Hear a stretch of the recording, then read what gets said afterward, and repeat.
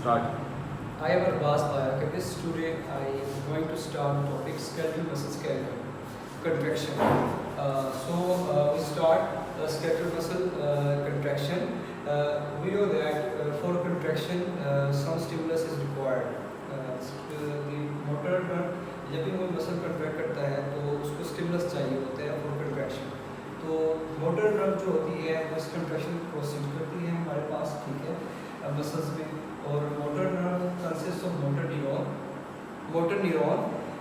और motor neuron का वो पार्ट जो मसल फाइबर से अटैच होते हैं उसको एक्सोन बोलते हैं, ठीक है. तो हमारे पास क्या होता है, मोटर न्यूरॉन का वो पार्ट जो मसल फाइबर से अटैच होते हैं उसको एक्सोन बोलते हैं.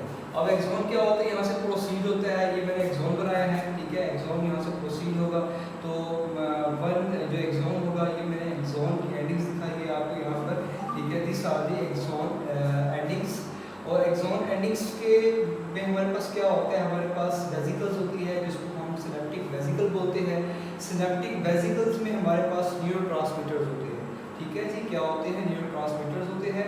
न्यूरोट्रांसमीटर हमारे पास एसिटाइलकोलिन, तो वो हमारे पास सिनेप्टिक वेसिकल में होता है. और इसके अलावा एनर्जी, मसल्स को एनर्जी कंट्रैक्शन के लिए एनर्जी चाहिए होती है. वो एनर्जी कैसे प्रोवाइड होती है, वो हमारे पास माइटोकॉन्ड्रिया प्रेजेंट होते हैं जो एनर्जी प्रोवाइड करते हैं, ठीक है जी. उसके बाद होता क्या है कि जो सिनेप्टिक वेसिकल है, ठीक है, उसके बाद भी हमारे पास जो मैंने ये आपको दिखाया हुआ है, ये हमारे पास मसल सर्कुलर मेम्ब्रेन है जिसको हम सार्कोनिमा बोलते हैं. सार्कोनिमा. तो ये अब हम प्रोसेस देखेंगे कि ये जो एक्सोन है और ये मोटर न्यूरॉन से जो जंक्शन बनता है उसको हम कहते हैं न्यूरोमस्कुलर जंक्शन. एक्सोन से और मोटर न्यूरॉन से का जो जंक्शन बनता है, ठीक है, सार्कोनिमा का ये जो डीप रीजन है इसको हम बोलते हैं न्यूरोमस्कुलर जंक्शन. अब प्रोसेस होता क्या है, बेसिकली प्रोसेस स्टार्ट इस तरह से होता है कि जो ये हमारे पास रीजन सिनेप्टिक क्लेफ्ट होता है जहाँ पे ये न्यूरोट्रांसमीटर यहाँ पर आकर स्टोर होते हैं. बेसिकली होता क्या है, हमारे पास सिनेप्टिक वेसिकल्स होते हैं. सिनेप्टिक वेसिकल्स यहाँ पे फ्यूज्ड होते हैं एक्सोन एंडिंग्स के अंदर. इनकी फ्यूजन से क्या होता है कि जो इनकी जब फ्यूज्ड होते हैं इस जगह पर, तो इनकी फ्यूजन से हमारे पास क्या होता है, न्यूरोट्रांसमीटर्स जो होते हैं वो हमारे पास सिनेप्टिक क्लेफ्ट के अंदर क्या होते हैं, यहाँ पे आके जमा होते हैं, ठीक है. सिनेप्टिक क्लेफ्ट के अंदर आते हैं यहाँ पे. अब सिनेप्टिक क्लेफ्ट के अंदर कैसे आते हैं, बेसिकली ये हमारे पास एक स्टिमुलस है. स्टिमुलस यहाँ से एक नर्व पल्स है. नर्व पल्स यहाँ से जनरेट होती है, एक्सोन से आती है और जिसके जब यहाँ पे एंडिंग से पहुँचती है, उनकी एंडिंग से पहुँचने में क्या होता है कि जो वेसिकल्स एक्सोन एंडिंग्स में फ्यूज हो चुके होते हैं वो अपने न्यूरोट्रांसमीटर्स जो होते हैं सिनेप्टिक क्लेफ्ट में रिलीज कर देते हैं. अब सिनेप्टिक क्लेफ्ट में न्यूरोट्रांसमीटर जब रिलीज हो जाते हैं तो हमारे पास मेम्ब्रेन के अंदर रिसेप्टर्स प्रेजेंट होते हैं, ठीक है. हमारे पास रिसेप्टर प्रेजेंट होते हैं. This receptors are responsible for attachment to neurotransmitters. अब ये वो रिसेप्टर्स हैं जो इन न्यूरोट्रांसमीटर्स को अपने साथ अटैच करते हैं. जब न्यूरोट्रांसमीटर इन रिसेप्टर से अटैच होते हैं तो क्या होता है जी, जो सोडियम आयन है, ठीक है, एक्शन पोटेंशियल जनरेट होता है जिससे सोडियम आयन जो है वो इनवर्ड मूव करते हैं और पोटेशियम आयन जो है वो आउटवर्ड मूव करते हैं, ठीक है. जो सोडियम आयन होगी वो सार्कोनिमा मेम्ब्रेन के अंदर इनफ्लक्स मूवमेंट होगी उनकी, और जो हमारे पास पोटेशियम आयन होगी वो हमारे पास आउटवर्ड मूव करेगी. अब नेक्स्ट क्या होता है जी, ये जो हमारे पास सार्कोनिमा का मैंने बताया था कि जो मेम्ब्रेन होती है सार्कोनिमा आपने पहले ही पढ़ी है लास्ट लेक्चर में. तो ये जब नेक्स्ट प्रोसीड होती है तो एक ये यहाँ पे हमारे पास डीप एक रीजन बनता है, ठीक है. फिर ये इसको हम बोलते हैं ट्रांसवर्स ट्यूब्यूल बोलते हैं, ठीक है, और इसको हम टी ट्यूब्यूल भी बोलते हैं. अगर और एक जो हमारे पास बहुत सारे टी ट्यूब्यूल अगर हो जाए तो हम इसको टी ट्यूब्यूल सिस्टम भी बोलते हैं, ठीक है. और इसी तरह हमारे पास ये डीप रीजन होता है टी लाइक शेप में, इसको हम टी ट्यूब्यूल बोलते हैं. ये हमारे पास मेम्ब्रेन के अंदर प्रेजेंट होते हैं.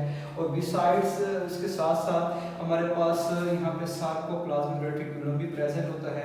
सार्कोप्लाज्मिक रेटिकुलम का फंक्शन आप पहले भी पढ़ा हुआ है लास्ट लेक्चर में. उसमें ये है कि ये कैल्शियम भी स्टोर करता है, कैल्शियम को स्टोर करता है सार्कोप्लाज्मिक रेटिकुलम.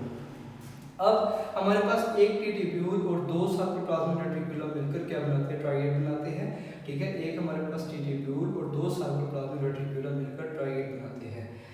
अब होता क्या है कि कि बेसिकली ये जो हमारे पास कंट्रैक्शन होती है ये कैल्शियम आयन के ज़रिए होती है। अब मैंने पहले बताया कि यहाँ से एक्शन पोटेंशियल जनरेट होते हैं, क्योंकि एक्शन पोटेंशियल तो जब आयंस अपनी पोजीशन चेंज करते हैं तब हमारे पास एक्शन पोटेंशियल जनरेट होता है। क्योंकि sodium ion influx inward move कर रहा है, पोटेशियम आयन बाहर को मूव कर रहा है, तो इनकी मूवमेंट से एक्शन पोटेंशियल जनरेट होता है। एक्शन पोटेंशियल जो होता है वो प्रोसीड होता है, प्रोसीड होता होता ये सार्कोप्लाज्मिक रेटिकुलम में पहुंच जाता है और सार्कोप्लाज्मिक रेटिकुलम में जाकर ये कैल्शियम की रिलीज करवाता है, कैल्शियम को वहाँ से रिलीज करवाता है। अब कैल्शियम वहाँ से रिलीज होगा, अब कैल्शियम का फंक्शन है तो हमने ये भी पढ़ा हुआ है कि हमारे पास एक्टिन है। एक्टिन की क्या होती है, पॉलीपेप्टाइड चेन होती है और एक्टिन के पॉलीपेप्टाइड चेन में उस पर रिसेप्टर साइट प्रेजेंट होता है। और हमारे पास फिर हमने ट्रोपोमायोसिन का पढ़ा हुआ है कि ट्रोपोमायोसिन क्या होती है, वो भी पॉलीपेप्टाइड चेन होती है, 2 पॉलीपेप्टाइड चेन, ठीक है, जो क्या करती है ट्रोपोमायोसिन में एक्टिन की रिसेप्टर साइट होते हैं उनको हाइड किया हुआ होता है। अच्छा, अब क्या होता है, फिर हमारे पास क्या होता है, अब हमारे पास ये हमारे पास मायोसिन होता है, मायोसिन पॉलीपेप्टाइड चेन होती है, ठीक है, और जो मायोसिन का हेड होता है बेसिकली ये एक्टिन के रिसेप्टर साइड से बाइंड होता है और क्रॉस ब्रिज बनाता है और फिर ये उसको स्लाइड करवाता है, ठीक है।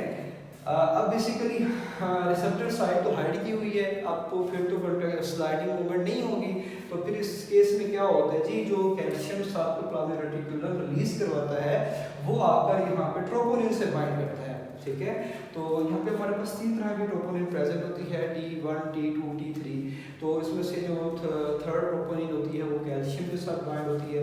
अब कैल्शियम की यहाँ बाइंड होने से होता क्या है कि जब कैल्शियम यहाँ पे ट्रोपोनिन से बाइंड होती है तो कैल्शियम के बाइंड होने से ट्रोपोनिन की पोजीशन डिस्प्लेस होती है, इसी वजह से ट्रोपोमायोसिन जो होती है उसकी पोजीशन भी चेंज होती है। इसकी पोजीशन के चेंज होने से जो रिसेप्टर साइट होते हैं जो एक्टिन के ऊपर होते हैं वो विजिबल हो जाते हैं, जिससे क्या करते हैं मायोसिन हेड उसके साथ अटैच करके और क्रॉस ब्रिज बना देता है और जिसकी वजह से ये होता है कि वो इसको आराम से स्लाइड करवा देता है।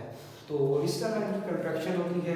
तो ये हमने शुरू से गो थ्रू किया कि किस तरह होता है। हमारे पास एमसीक्यूज के लिहाज से बहुत से क्वेश्चन यहाँ से बन सकते हैं, ठीक है।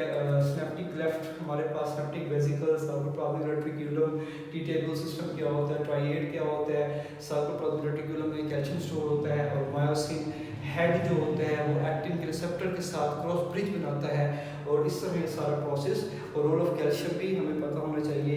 तो ये एग्जाम पॉइंट ऑफ व्यू से हमारा बहुत अहम टॉपिक था जिसको हमने परफेक्ट स्टडी किया है। तो if you have any question you can ask me in comments. Thank you very much.